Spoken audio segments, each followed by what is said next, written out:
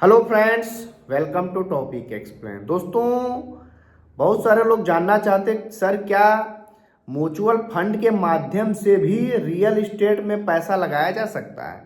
देखो दोस्तों, कुछ लोगों को लगता है जैसे रियल इस्टेट का दाम तो लगातार बढ़ ही रहा है, तो रियल इस्टेट में बहुत सारी कंपनियां हैं, तो आप अगर सभी कंपनियों में चाहें पैसा लगाना तो एक साथ लगाना संभव नहीं है और आपको काफ़ी ज़्यादा रिसर्च करनी पड़ेगी कौन ऊपर कौन नीचे।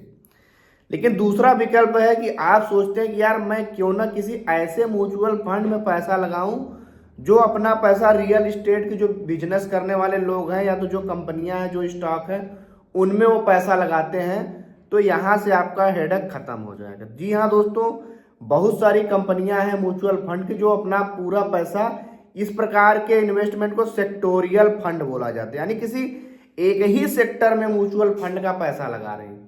इस प्रकार के सेक्टर काफी ज्यादा अपॉर्चुनिटी वाले होते हैं और काफी ज्यादा रिस्की भी हो सकते हैं।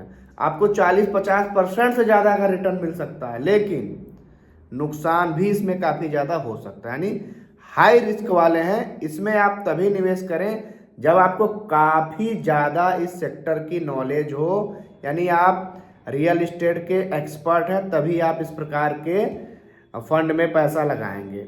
अब देखिए, इस प्रकार के फंड में पैसा लगाएंगे तो आपका पैसा लगेगा कहाँ। जैसे जो ज़्यादातर शॉपिंग मॉल बनाते हैं, ऑफिस बनाते हैं, बिल्डिंग्स बनाते हैं, होटल बनाते हैं और प्रॉपर्टीज बनाते हैं, इस प्रकार का काम करने वाले जो भी कंपनियां हैं, तो आप जो म्यूचुअल फंड में पैसा लगाएंगे वो आपका फंड मैनेजर इन्हीं कंपनियों में अपने एक्सपीरियंस के हिसाब से पैसा आपका लगा देगा।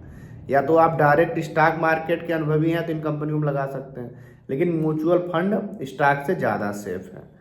अब रियल इस्टेट के जो सेक्टर के जो फंड हैं, कुछ फंड काफ़ी ज़्यादा पॉपुलर हैं, जैसे डीएलएफ हो गया, गोदरेज प्रॉपर्टीज हो गया, और भी बहुत सारे हैं, जैसे निप्पॉन इंडिया हो गया, निफ्टी रियलिटी इंडेक्स है ना। निप्पॉन इंडिया का निफ्टी रियलिटी इंडेक्स, यानी जो रॉयल यानी रियल इस्टेट वाले हैं वो निफ्टी यानी इसके फंड हैं, यानी सेक्टोरियल फंड है। अब देखिए, ध्यान देने वाली बात यह है कि ये काफ़ी ज़्यादा जो जितने भी सेक्टोरियल फंड होते हैं, मैं उनमें देखिए एडवाइस बहुत कम ही देता हूँ।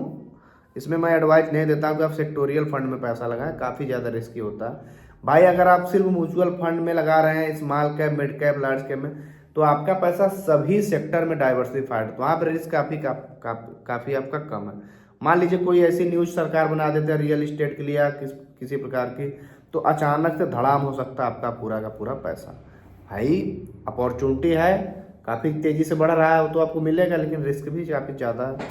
अब देखिए, आपको क्या करना है कि आपको ये बिल्कुल उन लोगों के लिए सही है जो रियल इस्टेट में पैसा लगाना चाहते हैं और फिजिकल प्रॉपर्टी नहीं खरीदना चाहते हैं। उन लोगों के लिए सही है और उनको लगता भी है कि यार ये सेक्टर काफ़ी तेज़ी से ग्रो करेगा, तो उन लोगों के लिए सही है। अब देखिए, आपको चाहिए कि आप अब डाइवर्सिफिकेशन पे ज़्यादा ध्यान दें। रियल इस्टेट सेक्टर में अगर आप ग्रोथ देख रहे हैं तो लिमिटेड मात्रा में निवेश करें, 10% 20% अपने टोटल इन्वेस्टमेंट का, और बाकी का इस सेक्टर में डाल दीजिए, है ना। ऐसा कि नहीं पूरा एक ही सेक्टर में पैसा डाल दिया।